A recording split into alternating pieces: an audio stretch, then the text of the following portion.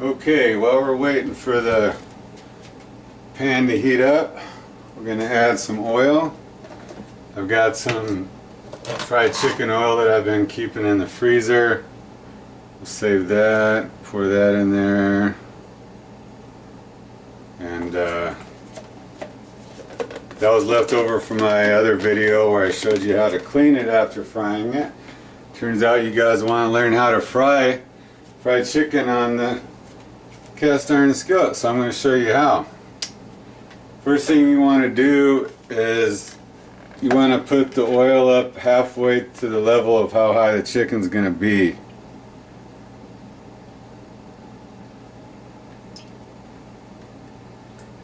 The more chicken you put in, the higher this is going to get. I'm going to be using boneless, skinless chicken breast, so you're going to have to adjust the time longer if you're cooking bone in. Main thing you want to do when you're using cast iron skillets and cooking is if you wash your hands, don't come back and touch the skillet.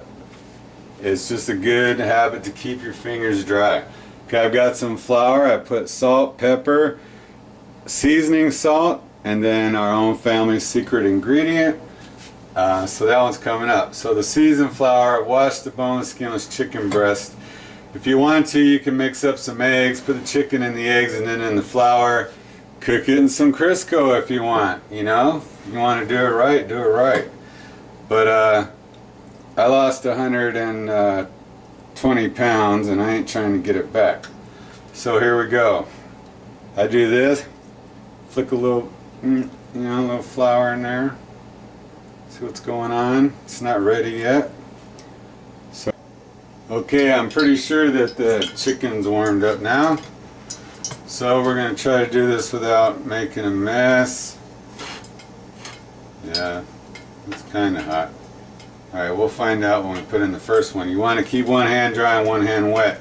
Take the wet chicken, put it in there, flop it around with a dry hand. Flip, flop, flip, flop, flip, flop, flop, pull it and shake. Then take your wet hand, throw that one in there. You want to put the top side.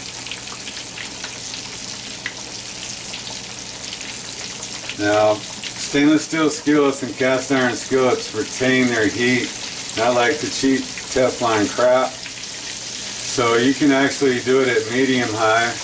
I'm going to do it at medium because I like to make a big mess and have to keep cleaning. Alright, so you say, how are we going to fit that fourth one in there? Are you breaking the rules? Yeah. That's something you don't want to do. Stick all of the chicken in there together. But it's going to work out, trust me. So we'll start that cooking. And I'll take my broke-ass timer and I'll set it for 15 minutes, and we're going to come back. And while it cooks a little more, then I will get a chance to separate the chicken a little bit. Stay tuned. Okay viewers, Michael Cereal, back to finish my tutorial on how to fry chicken in a cast iron skillet. I had to put the timer up to 19 minutes on the side. This is at a medium heat. As you see, when the chicken shrank down, I had a chance to separate them. Now I'm putting the thicker pieces, part of the pieces towards the middle of the frying pan. Because it takes longer to cook. How about that? Alright, you don't want to wiggle them back and forth, spreading your batter and your flour all around the bottom and just making a big nasty mess.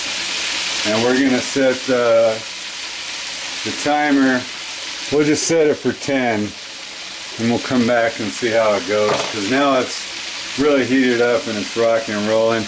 I like to take my little wooden spatula and get this little burnt flour ring off now so I don't have to do it later. If you're interested on how to clean this bad boy after we're done cooking it. I got a video called How to Clean a Cast Iron Skillet After Frying Chicken. So just go to my webpage, Michael Cereal. No spaces in between. Cereal as in serial number, not as in cereal what you eat. Okay. Timer's up. Fried chicken's looking good. Now we're going to take it onto our paper towels and let it soak. Let it drain. Doesn't that look good? Yum. Just like Ma used to make.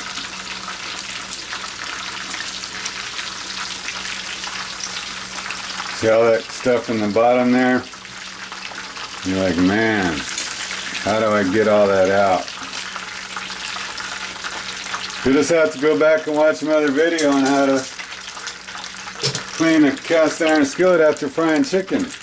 So this is my cast iron skillet video. You want to let these set for about 5 minutes, but I'm going to go ahead and slice one open for you so you can see how good it looks on the inside. Take this one right here. Watch that now.